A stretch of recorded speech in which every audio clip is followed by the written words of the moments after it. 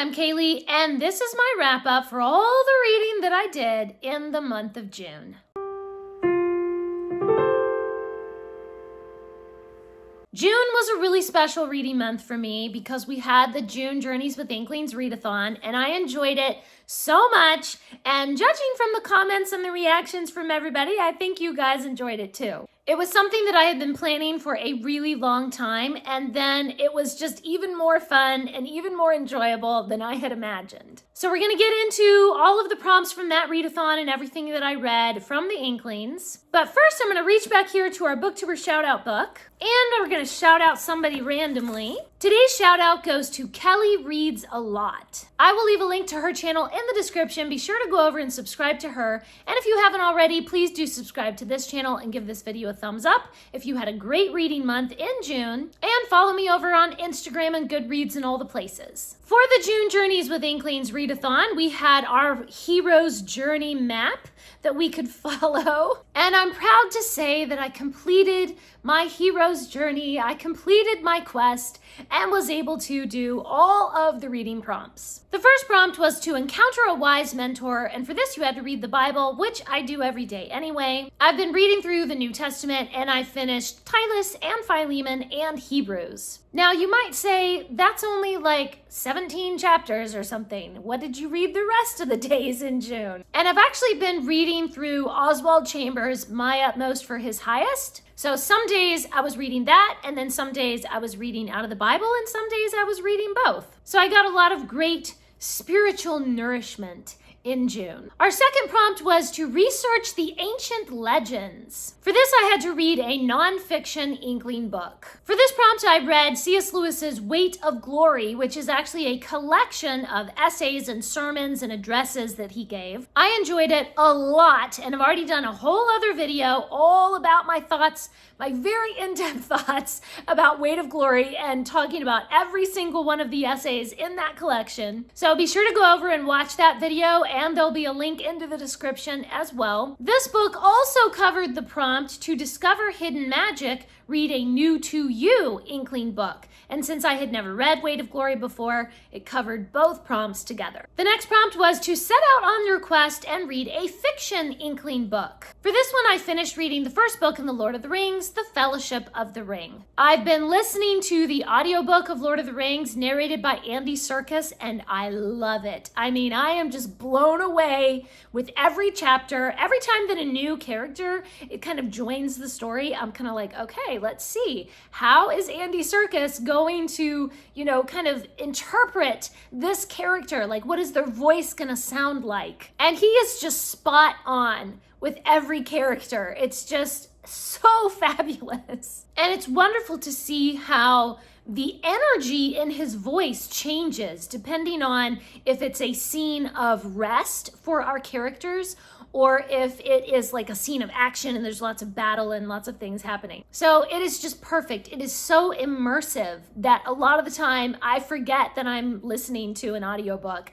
I forget that that's not actually Gandalf talking. Like, that's Andy Serkis, I completely forget that he's narrating it because I'm just so immersed into the story. One of the great things about this readathon is that you can extend the readathon as long as you need to complete your reading goals. So once I finished Fellowship of the Ring, I just went right ahead and started listening to The Two Towers. And I'm up to chapter 8 now, I think, in The Two Towers, and I'm just going to continue right on with Two Towers and Return of the King and probably finish it sometime in July or August. Another thing that I'm really enjoying about Andy Serkis's narration is that when there are female characters, you can tell that it's a woman talking. He does have a softer quality in his voice, but he's not trying to do like this cutesy high-pitched voice for the women.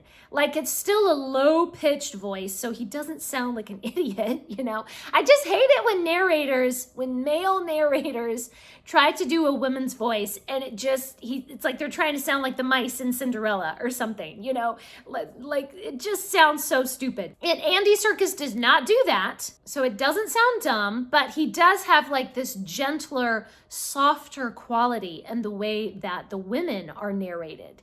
And it's just lovely. It's just perfect. It's very elegant, very like tasteful, and it doesn't pull you out of the story with like this dumb, falsetto voice or something. Our next prompt was to rescue the damsel. For this, you have to read some poetry from the Inklings. So I reread The Adventures of Tom Bombadil. This is a collection of 16 poems in the world of Middle-earth from Tolkien. And I've done a whole nother video all about The Adventures of Tom Bombadil, going through each poem and what they're about and like which character in The Lord of the Rings is supposed to have written them. It's a really lovely addition to the world of Middle-earth and well worth the read, even if you don't particularly care for poetry. So make sure to go over and see that other video all about the delightful Tolkien poetry. The next prompt was to restore a magical sword, to read a book that was either influenced by the Inklings or that influenced the Inklings. For this one, I chose A Book Dragon by Don Kushner. I picked this because it was kind of giving me like Farmer Giles of Ham sort of vibes, and it definitely lived up to that kind of expectation that I had, sort of a similar Tolkien kind of style there. So None Such is a dragon without a treasure. None Such goes through a transformation and discovers that if he doesn't eat for a long while, he can shrink down to be quite small. But then if he eats again, he actually can get larger again. So he shrinks down to the size of an insect, and he goes exploring in the world of men. He flies into an abbey where a monk is illustrating and illuminating a beautiful book of prayers. The monk is inspired by the sight of this tiny dragon, and he starts to draw in dragons into the book. Well, when a thief threatens to steal the precious book, None Such knows that he has found a treasure that he will guard with all his heart. However, he is trapped in a strongbox along with the book. And when he emerges centuries later into the modern world, None Such has to find new ways to navigate the world of men and protect his precious book. I really enjoyed this introspective book. None Such is very thoughtful. He spends a lot of time observing people's behavior, and he kind of wonders, what purpose do dragons have in the world, and what is his own purpose? Because the book is so introspective and philosophical, then the pacing does move rather slow. But each scene does have this overall message that contributes to None Such's character development. And I liked the slower pace. It felt sort of peaceful and meaningful. But then towards the end of the story, the pace picks up and we get a little bit more action. The writing is delightful. There's kind of a mixture of both funny and serious material. And the whole thing is just beautifully imaginative and whimsical. I gave A Book Dragon 4 stars. The next prompt was to defeat a Dark Lord and watch a screen adaptation of an Inkling book or a film about their lives. For this, I watched the 2019 Tolkien movie, and I enjoyed it pretty well. It didn't blow me away or anything, but I didn't hate it either. It was just kind of in the middle for me. It was really sweet to see how Tolkien first fell in love with Edith, and they definitely, from what I know from different Tolkien biographies, they definitely got the bones of the story correct. This is where he lived, and these are the people he knew, and this is what they did. But a lot of it was obviously, they imagined it. They imagined a dialogue. They imagined, how Edith first fell in love and stuff. There were a lot of really violent scenes from the World War, and he's in the trenches, and people are getting blown apart, and there's dead bodies and blood and mud and just horribleness. They did a really good job of portraying all of that, and I had to skip a lot of those scenes because it was just making me upset. So if you, like me, are a highly sensitive person that does not want to see a lot of blood and guts and things, then, just be forewarned. I did like that they did a good job of portraying the tragedy of the war and the heartbreak that Tolkien felt when so many of his friends had been killed. But then also there was a lot of joy and beauty and just hope. So yeah, I enjoyed it. Not my favorite, but I thought it was good. It was okay. Our next prompt was to fulfill the prophecy by reading a book about the Inklings or their work. And for this, I read On the Shoulders of Hobbits. This is a book that explores the virtues and vices in The Lord of the Rings, The Hobbit, and The Chronicles of Narnia. I really enjoyed this. When I finished reading this one, I immediately started looking for other books by this author. And of course, I've done a whole other video all about my thoughts about On the Shoulders of Hobbits. And that will be linked in the description as well, so make sure to go over and watch that video if you want to hear more about this book. And as a bonus activity for the Inklings Readathon, I actually did a Lord of the Rings puzzle. So way back in my birthday, months and months ago at the beginning of the year, my brother gave me a Lord of the Rings puzzle of Radagast. So this is one of the wizards in The Lord of the Rings. And I really enjoyed doing that. And it was so much fun because as I was doing the puzzle, I was listening to the audiobook of the Fellowship of the Ring. So it was just perfect that as I was doing the puzzle of Radagast, I was actually listening to the chapter where Radagast brings some news to Gandalf. So it was like, there he is, you know. So I enjoyed that a lot. It was just a fun little bonus activity for the Inklings Readathon. Now, of course, I had a lot of other reading that I did in June, not connected with the readathon. I actually read 25 books in June. I read 3 middle grade, 4 manga, 1 collection of fairy tales, 5 nonfiction, 7 children's books, 2 fantasy, and 3 classics. So now we're going to dive into all the other reading that I did in June. So first of all, I still am working on my wrapped books challenge. I've been trying to read 4 wrapped books every month, so 1 every week. So one of the wrapped books in June was The Perilous Gard by Elizabeth Marie Pope. This was fabulous. I think this is probably going to end up being one of my favorite books from the entire year. This is about Kate Sutton, who is banished from the Queen's court and forced into house arrest at a remote castle. Kate hears wild rumors about fairy folk and dark magic in the forest. And there is a holy well that seems to grant healing and good fortune to those who throw money and jewels down into the well. Kate begins to suspect that something evil is lurking about the castle and somehow it is connected to that well. And she starts to ask questions about the mysterious fairy folk. She learns of their terrible tradition to commit a human sacrifice in order to glean the power from that human for all of their fairy spells. I just loved this book so much. The real history of 1558 is woven perfectly with all of the fantasy about the fairy folk. The plot just leads you deeper and deeper into this mystery, weaving all these little details of history in there. Kate is a really amazing main character. She's very quick-witted, very intelligent. She tackles the mystery with determination, and it is her mental fortitude that saves the day. And I loved the sweet romance. The best part of the book was the way that Kate and her suitor have this mental connection. It's their intelligence and their creativity that first brings them together. And then it develops into an emotional attachment as well. The writing is so phenomenal. It brings you right into the scene so you can feel the weight of every word. This is definitely a book that you keep thinking about for weeks after you have finished it. And of course, I gave it 5 stars. Another wrapped book was Little Girl Lost by Temple Bailey. So Araminta is barely 19 when she agrees to elope with Barney. But she doesn't really love him. She just wants to get away from her stepsisters at home. She's also trying to forget about Jan, the gentleman who broke her heart 2 years before. But when she unexpectedly sees Jan right before the wedding, she calls off the elopement and she decides to try a career as an actress in New York instead. She works herself half to death on the stage, trying to forget both Barney and Jan. And through the course of the year, she tries to make sense of her own feelings and find her way back to the man she truly loves. I just really loved this sweet, clean romance. Araminta discovers that you can't base a lasting relationship on glittering words and sweet gestures. True love requires a deeper connection and a steadfast affection that will weather the storms of life. Both of the men who Araminta loves have very different philosophies, and Araminta has to decide which of them more closely aligns with her own dreams in life, with her own values. The writing is really delightful. I loved the snappy dialogue, and I especially enjoyed the Christian themes in the background of this story. I gave Little Girl Lost 4 stars. One of my goals for the whole year has been to read some more from certain series that I'm trying to finish up, and one of those is the Young Wizard series by Diane Duane.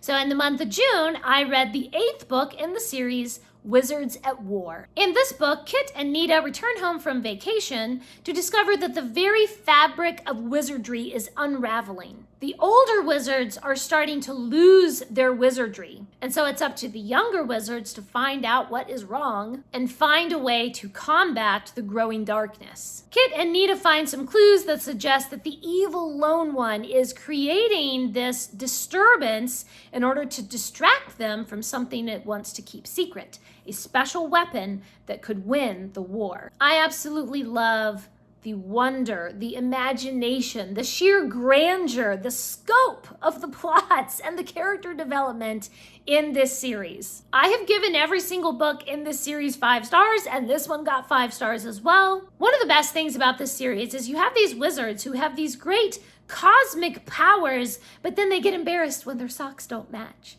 you know? So you have these wonderful down-to-earth moments, and in the midst of it, they're also encountering mystic beings and traveling across the universe, and they're dealing with these huge planetary wars. I really love the way that each wizard kind of responds to their struggle to harness their wizardry powers. As they begin to understand the magic more, then it's kind of like there's this reflection of understanding within themselves as well. And of course, I just love the characters and the mysterious plot and all the imagination. I love that this author always deals with really heavy subjects, faith and sacrifice and honor and the meaning of truth, but there's also a lot of light-hearted subject material as well. I am so excited to keep on reading with this series and maybe just finish it up this year, because now I've got all this momentum going with this series and I just want to read them all. Another series that I've been working my way through is my reread of The Heroes of Olympus by Rick Riordan.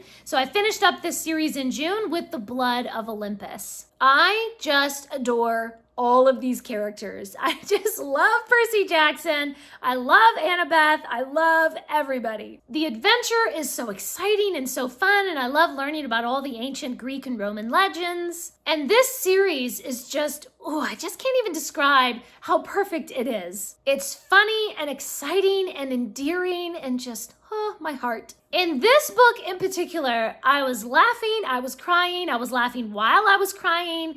I was pretty much hysterical through the whole book. It's heartwarming, it's heart-wrenching, it's just so good. So now that I've finished my reread of the original Percy Jackson 5 books, and now I've finished my reread of the Heroes of Olympus 5 books, now I'm continuing on with Magnus Chase and Trials of Apollo. Now these are brand new to me. I have not read these yet, so I've been doing my reread and now diving into new adventures. Another wrapped book was A String and the Harp by Nancy Bond. This one is about a family that is grieving when the mother of the family has died in a car accident, and the father moves them all from America to Wales. And it's a completely foreign country. It's a huge adjustment for them.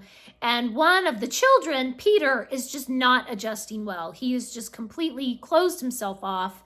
He's grieving, he's homesick, he doesn't fit in Wales, he can't seem to make friends, and he just won't make any effort. But then he finds a harp tuning key, which is a little piece of metal that you would use to tune the strings on a harp. But apparently this one is thousands of years old and belonged to a bard. But then Peter starts to see and experience snatches of this bard's life, as if he is momentarily pulled back in time to see the life of this bard. As Peter becomes more and more obsessed with the harp tuning key, his family are just at a loss for how to help him, how to reach him, and pull him out of his grief. So this was definitely a very interesting exploration of grief, because every member of the family is kind of grieving in a different way. The father just pours himself into his work. The littlest daughter just tries to be cheerful and happy all the time because she just can't face all of the sadness. And the oldest daughter feels like it's her job to almost step into the shoes of her mother, try to take care of everyone and smooth things over whenever there's any sort of conflict. And Peter has just completely withdrawn into himself. So it was really emotional to see how they're all dealing with their grief in these different ways and taking on like different expectations and different roles within their family. However, so much of the book is focused on Peter, and I just really did not like Peter. It just seemed to me like he was incredibly selfish. Everyone else in the family is trying to support each other, even if they don't always know how to do that, or they try to support each other, but they just end up making it worse, maybe, but at least they're trying. And Peter just isn't even trying. He's just completely selfish. He's not trying to interact well with his family. He purposefully tries to create conflict and make things worse for his father. He was just so self-centered. And of course, the main thing of the book is that through these experiences, then, he has a lot of character development and becomes less self-centered and starts to really listen to his family and care more about his family. But he was just such a jerk in the beginning that I had already made up my mind. I don't like you. I do not like you, Peter. So then it was kind of difficult for me to try to enter into his character development and his story and his experiences, and then see how, okay, now he is trying, now he is changing, now he's growing and maturing and dealing with his grief in a more healthy manner. By that point, though, I was just already like, I don't like you. I'm done. I don't care about what you're doing anymore. I don't know. There are just so many layers to this story, though, because it's not just about them dealing with grief. It's also about them connecting with the Welsh community where they're living and learning about these ancient Welsh legends and kind of the history of the community and the history of the land. And connecting with that then brings some meaning into their own lives and kind of gives them some perspective for their own struggles. So it was beautifully complex. There were a lot of really, really lovely complex layers in the characters and in the storytelling and in the legends and kind of the setting in this beautiful Welsh community. And even while I can acknowledge like this was a good story and the storytelling was absolutely wonderful and the writing was incredible, I can't really say that I particularly personally enjoyed it. So I ended up giving it 3 stars. I still feel like my feelings about this book are kind of, I'm not sure what I'm feeling. It's just kind of confused. And I feel like I still, even after I've written my review, I feel like I still need some time to really think through this one before I can pinpoint exactly what I think about it. So if nothing else, it's definitely making me think. I've also been reading through the Ouran High School Host Club manga series, and in June I read 4 volumes. I read volumes 3 through 6. I've really been enjoying these, and now that I've gotten a little bit further along in the volumes, it's starting to include a lot more of the storylines that are not included in the anime. So it's really fun to kind of rediscover, oh yeah, I forgot about that side character, So it's been just completely delightful and so much fun. And a lot of the reading I was doing in June was very dense and very serious and philosophical. And so it was nice just to have something lighthearted and silly and kind of ridiculously dorky and fun. The rest of the books in this video are books that I received for free from a publisher in exchange for a free and honest review. I also read this lovely collection of fairy tales about dragons, an illustrated treasury of dragon tales, stories from around the world. So in this one, we get legends about dragons from Mexico, Scandinavia, Greece, China, India, Poland, Egypt, Scotland, and Japan. So some are just fairy tales, some are actually ancient religious stories. Some of them are connected with historic castles, but of course they all have an aura of enchantment. I really love that each story has a little afterword that tells us something about the culture or the language or just the region where it came from and why it's important to the people of that region. It's so interesting to see the cultural background with some of these stories. The artwork is absolutely beautiful. I love the soft style, the warm colors, and each story has a special color scheme that matches the region that story comes from. This is just a beautiful book, and I gave it 4 stars. I I also read some children's nonfiction, At the Top of the World, The Greatest Mountains on Earth. So I mainly picked these up so that then I could share them with my nieces because they love reading about stuff like that. And I read a few really cute picture books that I was able to share with my nieces as well. One of my favorites was Just One More Story about two little bunny siblings who read together. So cute. And another really fun one was The Armadillo Who Came for Dinner. That one was really funny, really adorable. And those are all the books that I read in June. Please leave me a comment and let me know, how did your reading go for the June Journeys with Inklings Readathon? Or just let me know what was your favorite book that you've been reading recently. Thanks for watching. Please subscribe, and remember, the right book in the right hands at the right time can change the world.